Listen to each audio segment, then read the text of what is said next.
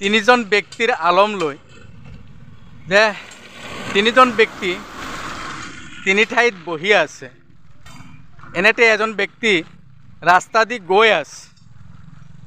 প্ৰথমজন ব্যক্তিয়ে যেতিয়া ৰাস্তা দি গৈ থকা মানুহজন লগ পালে, তেওঁক ক'লে, হাই চোৰটো, গোটেই ৰাতি চুৰি কৰিলি, এতিয়া শেষ ৰাতি ঘৰত আহি আছ। ৰাস্তা দি গৈ থকা মানুহজন আৰু অকণমান আগবাঢ়ি গ'লে ৰাস্তাত কিনাৰত বহি থকা আৰু এজন ব্যক্তিয়ে তাক লগ পালে। এই ৰাস্তাত কিনাৰত বহি থকা ব্যক্তিজনে ক'লে, হাই মানুহৰ জীৱন কি কষ্টৰ, গোটেই ৰাতিটো কষ্ট কৰিছে, পৰিশ্ৰম কৰিছে উপাৰ্জনৰ কাৰণে, আৰু ৰাতি পুৱাইছে, এতিয়া অলপ ৰেষ্ট ল'বৰ কাৰণে, জিৰণি ল'বৰ কাৰণে ঘৰত আহি আছে। আমি দুখীয়াবিলাকৰ জীৱনটোই এনেকুৱা। এই ৰাস্তা দি গৈ থকা ব্যক্তিজন আৰু অকণমান আগুৱাই গৈছে।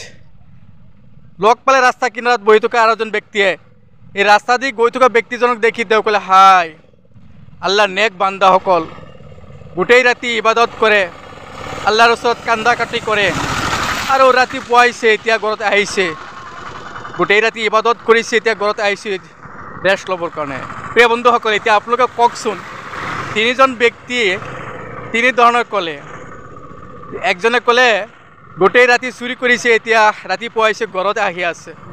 আৰু একজনে ক'লে গোটেই ৰাতি উপাৰ্জনৰ কাৰণে কষ্ট কৰিছে, এতিয়া ভাগৰ লাগিছে, ৰাতি পুৱাইছে, যিহেতু ৰাতিৰ কাৰণে কামত লাগিছিলে, এতিয়া ৰাতি পুৱাইছে, পইচা তইচা লৈ ঘৰত আহি আছে।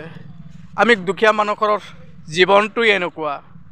আৰু অলপ যোৱাৰ পিছত সেই ৰাস্তাই একেজন মানুহক আৰু একজন ব্যক্তিয়ে লগ পালে, ক'লে, গোটেই ৰাতিয়ে এই আল্লাহৰ নেক বান্দাটোৱে ইবাদত কৰিলে, গোটেই ৰাতি ইবাদত কৰিছে, ৰাতি পুৱাইছে, আল্লাহৰ ওচৰত দোৱা কৰিছে, কন্দাকাটি কৰিছে, আল্লাহৰ নেক বান্দাসকলৰ কাৰণে এই দুনিয়াটো আল্লাহ তাআলা ৰখি আছে।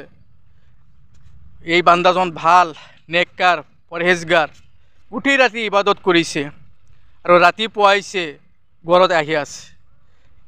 এজন মানুহ, এজন ব্যক্তি, তিনিজন ব্যক্তিয়ে ৰাস্তাত লগ পালে, তিনিজন ব্যক্তিয়ে তিনি ধৰণৰ ক'লে। এতিয়া কওকচোন, এই ৰাস্তা দি গৈ থকা মানুহটো চোৰ হয়নে, দিন হাজিৰা কৰা মজদুৰ হয়, নে আল্লাহৰ নেক পৰহেজগাৰ বান্দা হয়? এজন ব্যক্তিয়ে তিনিজনে তিনি ধৰণেৰে ক'লে। এতিয়া আপুনি বিচাৰ কৰকচোন, আচলতে এই ৰাস্তাত গৈ থকা মানুহজন আচল কোন চৰিত্ৰৰ? গোটেই ৰাতিটো যে ক'ৰবাত আছিলে, এতিয়া ঘৰত আহি আছে, এই মানুহজন আচলতে কোন চৰিত্ৰৰ? আৰু তিনিজন মানুহ ৰাস্তা কিনাৰত বহি আছিল যে, এওঁলোকৰ মাজৰ পৰা কোনজন ব্যক্তিয়ে শুদ্ধ কথা কৈছে?